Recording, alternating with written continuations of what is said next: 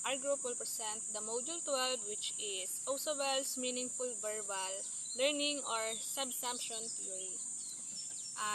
And before we start in introduction, I will introduce myself first. I'm Cherry Balagot, and in our introduction, many educational psychology theories often criticize the expository or presentational manner of teaching. They said that teachers assume that such a major role in learning as providers in information while students remain as passive receivers of information. Dito, teacher yung nagbibigay ng information and student naman yung receiver ng info na ibinibigay ng teacher, gaya ng madalas na nangyayari sa loob ng isang classroom o sa loob ng paaralan. David Ausubel, instead of criticizing this manner of teaching, proposed ways of improving it. He suggests that the use of advanced organizers. His ideas are contained in his theory of meaningful verbal learning. Ayan, si David Ausubel ay nagsuggest para mas ma-improve pa yung way or mas maging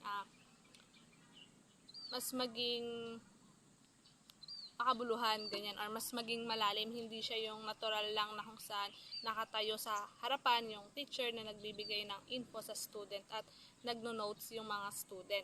Para binigyan niya pa ng, or nagsuggest pa siya ng ibang paraan para mas mabilis na matuto yung mga bata, which is yun nga yung advanced organizer. So, dahon naman tayo sa Ausubel's subsumption theory. Here, meaningful reception of information. We will discuss that, and the 4 processes for meaningful learning and advanced organizer. In meaningful reception of information, under of it, we will discuss the learner's cognitive structure, use of advanced graphic organizers, and subsumption. And in 4 processes for meaningful learning, we will discuss the derivative subsumption, correlative subsumption, and superordinate learning. And lastly, the combinatorial learning. And in last, the advanced organizer. Under of it, we will discuss the expository, narrative, scheming, and graphic organizer. Now we proceed in the focus of David Ausubel theory.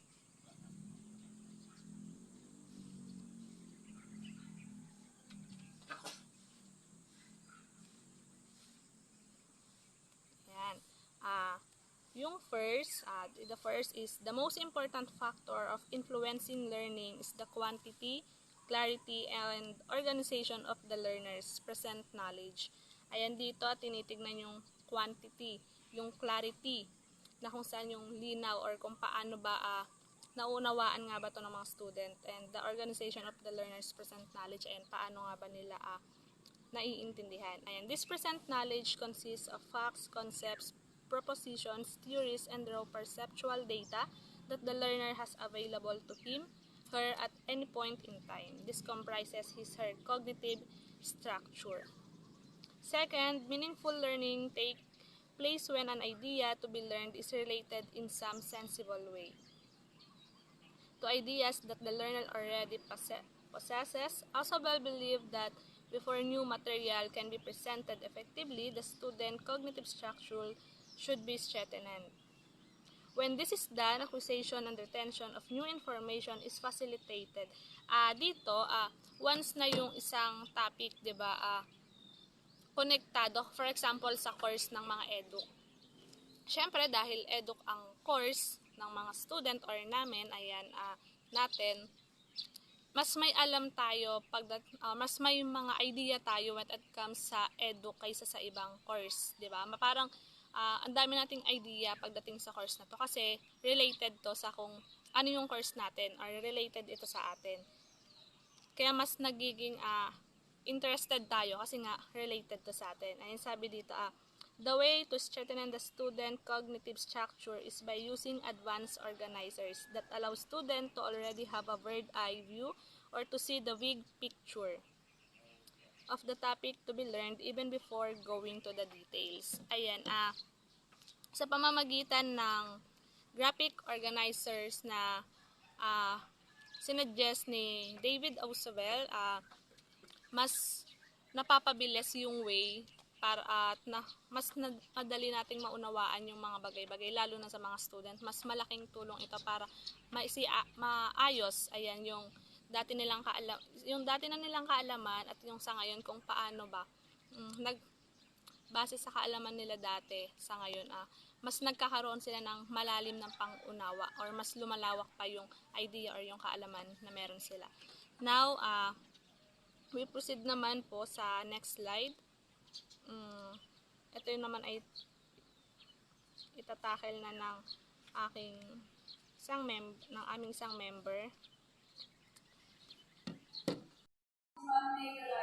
And the subsumption and the four process of meaningful learning. So what is subsumption? Subsumption is a process by which new materials related to relevant ideas in existing structure. So sa mas madaling salita, ang subsumption po ay ito ay relevant to the ideas na i-connect mo sa new information kung saan natutunan mo sa previous learning mo. And a process for which idea or relevant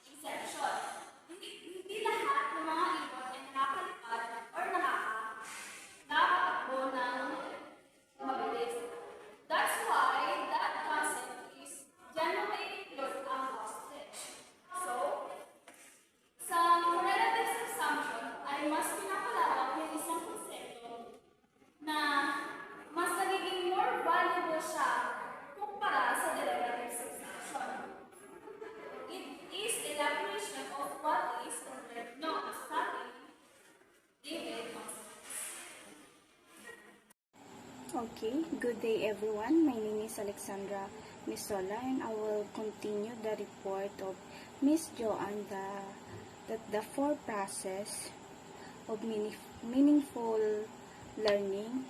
Number 3, which is the superordinate learning. So what is superordinate learning? You already knew a lot of examples of the concept but did not know the concept itself until it was taught. So, kailangan mo ng dito, kailangan mo ng other person kasi di mo kaya ng sarili mong pangunawa.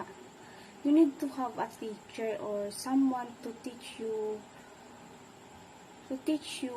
better for you to realize na ito pala yung ibig sabihin nun. So, ano nga ba yung example nito? A child was well acquainted with banana, mango, guava, etc. So, basically, this is all fruits. But the child did not know until she was taught that these were all examples of fruits.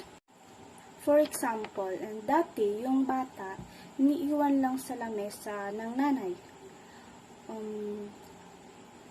Yung lamesa is laging mayroong prutas. So ngayon, yung bata, na-condition yung bata na every time na pupunta siya sa lamesa is may kakainin siya, which is yung prutas. So, she doesn't really care kung ano yung kinakain niya. Basta kain lang siya ng kain. Nung nagkaroon ng pagkakataon for example, si mother or the caregiver, you know what? This is all kinds of fruits. So dyan papasok yung superordinate learning. So ngayon, alam na ng bata na every time na alam na ng bata na lahat pala ng ideas na sinasabi sa akin is ganito. Lahat pala ng prutas, lahat pala ng andun sa lamesa is prutas. Yun po. As you grow farther, or through higher learning, tsaka mo lang marirealize na kapag pala pinag-usapan ng isang bagay is it talks about this. Kapag pala yung addition, subtraction, multiplication is ano pala siya na subject pala siya, part pala siya ng mathematics. Yan po. So next is the combinatorial learning. From the word combination. Combinatorial learning is when newly acquired knowledge combines with prior knowledge to enrich the understanding of both concepts. For example, to teach someone about how plants breathe, you might relate it to previously acquired knowledge to a human respiration, where man inhales oxygen and exhales carbon dioxide. Ano siya?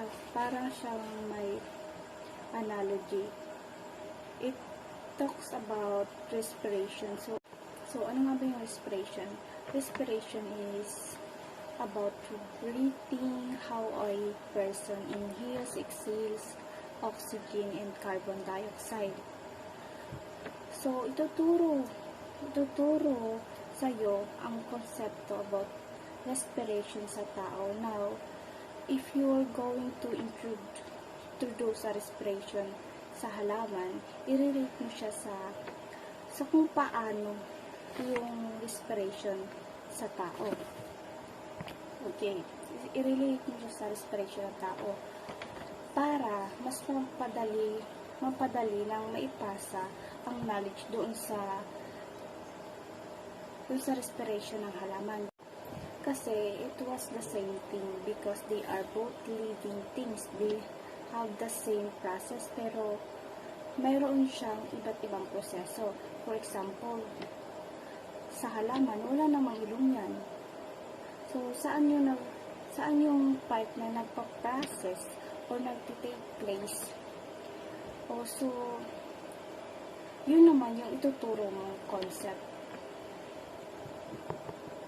Good day everyone, I am Ashley Nicole Uyoa and today I discuss my part which is Advanced Organizers by David P. Alsobel.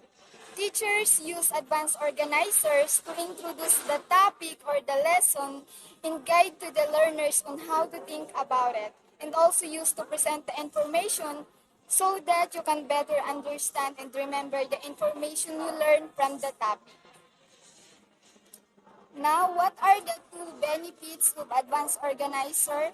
According to Alsobel, first, you will find it easier to connect new information with what you already know. So, mas mapapadali na matutunan ng isang bata yung topic kapag may advanced organizers. Number 2, you can readily see how concepts in a certain topic are related to each other. So, kapag may advanced organizers, mas madaling makita ng mga bata or madaling maunawaan yung topic kasi alam nila kung saan iikot yung topic dahil may advanced organizers. They have 4 types of advanced organizers. First, expository. Expository provides students with meaning and purpose of what is to follow. An expository describe new content. Go. For example, I am a science teacher and my topic it's all about human internal organ. So, me as a teacher, direct ko siyang ipapakita sa mga students kung ano ba yung topic ko. For example, I am a science teacher and I discuss the topic, it's all about human internal organs. So, kapag expository, direct ko siyang pinapakita kung ano yung magiging topic ko. From the word expose, mayroon ng visual image doon. Kumbaga, walang paligoy-ligoy na mag-discuss or hindi na ako magtatanong na what are the human internal organs. Parang for example, sa human internal organs, may visual image doon. Nandun na yung mga main job, yung function, for example, internal organs, stomach, brain, heart, lungs. So, si lungs is part of our respiratory system. They work together and help us to breathe. So, respiratory system, the main job of respiratory system is they transport oxygen and remove carbon dioxide. Number 2, narrative. Narrative presents the new information in the form of a story to students. So, me as a teacher, mag-iisip ako ng paraan kung paano ko makukuha yung attention ng aking mga learners. Kasi minsan, di ba, kapag story, yung mga nakikinig minsan maboboring, minsan parang inaantok sila. So, ako bilang teacher, mag-iisip ako ng paraan. So, paano nga ba? Ang gagawin ko ay i-relate ko yung story sa totoong buhay or pwede namang sa akin or sa mga taong nakakaranas nun. For example, sa story, may mag-asawang naninirahan sa malayong nayon. Tapos, kapag pumupunta sila ng palengke, 6 na oras yung kanilang nilalakad bago makarating dun. So, may isi-share ako na when I was a grade 6, may kaklase akong sobrang layo ng bahay. Walang mga sasakyan dun kaya naglalakad sila papuntang school. 6 na oras yung nilalakad nila. So, ayun, yung story ay binase ko sa totoong buhay. So, kapag ganoong paraan, maraming makikinig at makakarelate ng story. Kasi nangyayari din yung iba sa totoong buhay. Number 3, scheming. When we say scheming, is done by looking over the new material to gain a basic overview. Ibig sabihin po ng skimming sa Tagalog ay mabilisang pagbasa. So, parang ano siya? Parang summary lang, pero detalyado. Maikli siya, pero detalyado yung nakapaloob dun. May makukuha kang information. Merong pamagat at mga pangalan ng nasa kwento na yon or nasagap mo na balita. May mga petsa or kung saan siya nangyari. Super detalyado talaga. Nakikita siya sa newspaper, sa magazine, or sa textbook. Parang mga headline lang yung nandun. Yung pinaka-last is graphic organizer. Graphic organizer, visuals to set up or outline the new information. This may include pictograph, descriptive pattern, concept patterns, concept maps. So, itong graphic organizer, ito yung pinaka-highlight ng advanced organizer. So dahil dito, yung mga example na to ay kapag may advanced organizer, mas madaling nauunawaan ng bata or mas madali siyang magkaroon ng idea sa topic na inihanda ng teachers kasi nga po may visual image at nakikita niyo yung iikutan ng topic. Thank you po. That's all. Now may I call Miss Ollie to discuss the application of principles. Good afternoon, sir. Good afternoon, everyone.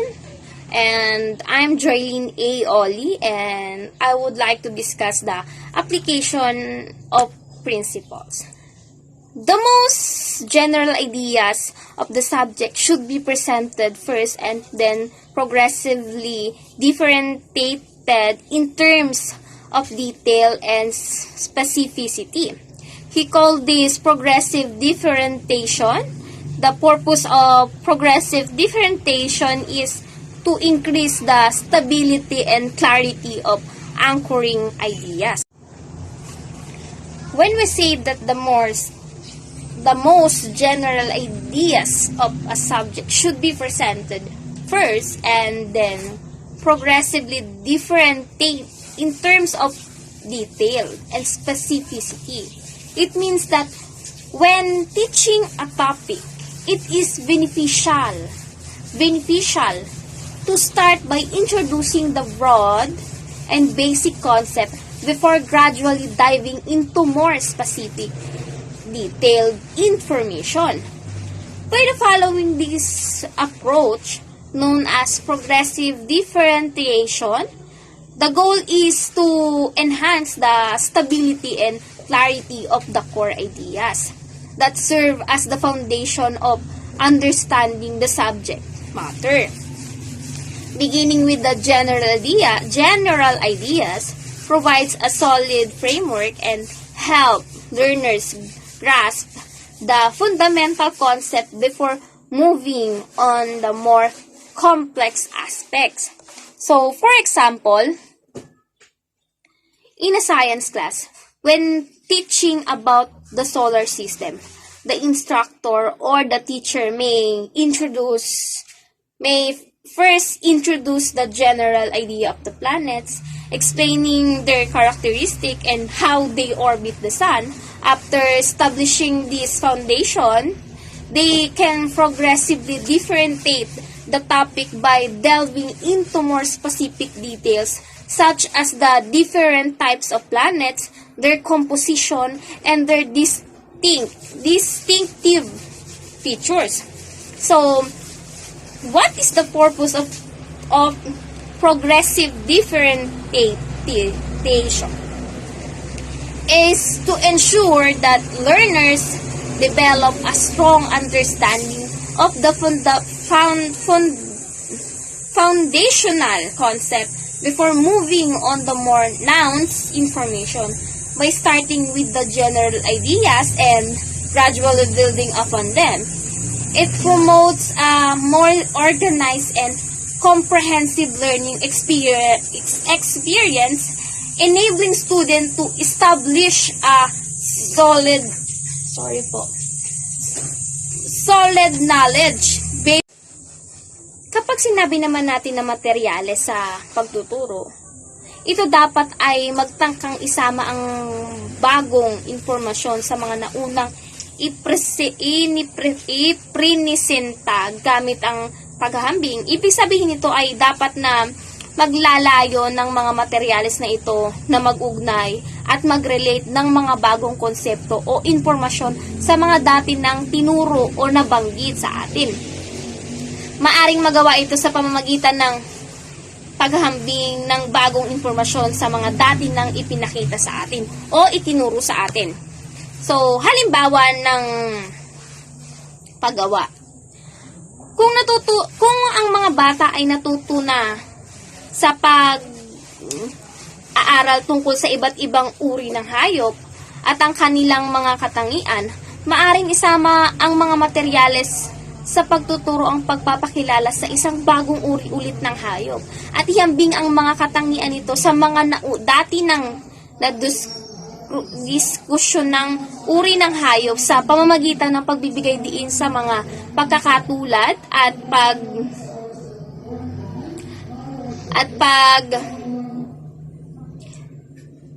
pagkakaiba. Mas magiging madali ang pag-unawa at pagkakabit ng mga mag-aaral at ang mga bagong impormasyon sa kanilang mga dati nang nalaman. So, ano nga ba ang layunin ng integrasyon? So,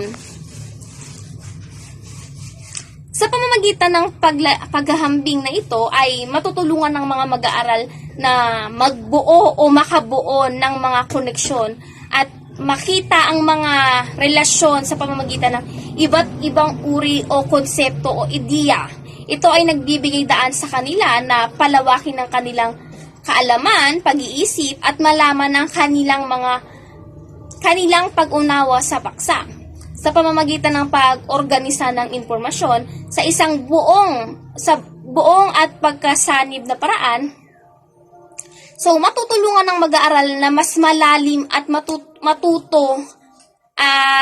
matutunan pang lalo ang matutunan at maunawaan pa nila lalo ang kanilang pinag-aral tungkol sa integrasyon o paghahambing ng hayop. Dahil nga doon sa in-example natin na hayop, so nag-example ng unang hayop, tapos nalaman yung mga katangian, and then magpipresenta ulit ng bagong hayop para naman matutunan nila at malaman nila kung ano yung pinagkaiba nung tinuro ng teacher nila dati at nalaman nila tungkol dun sa hayop na yon, ay matutunan din nila kung paano hahanapin ngayon sa bagong iprinisinta ng teacher ngayon, kung paano nila malalaman yung mga ibang katangian nito at kung paano nila malalaman ang pagkakaiba at kung paano nila ihahambing ang dalawang hayop na iprinisinta. And then the second one is instructional materials. Should attempt to integrate new materials with previously presented information through comparison.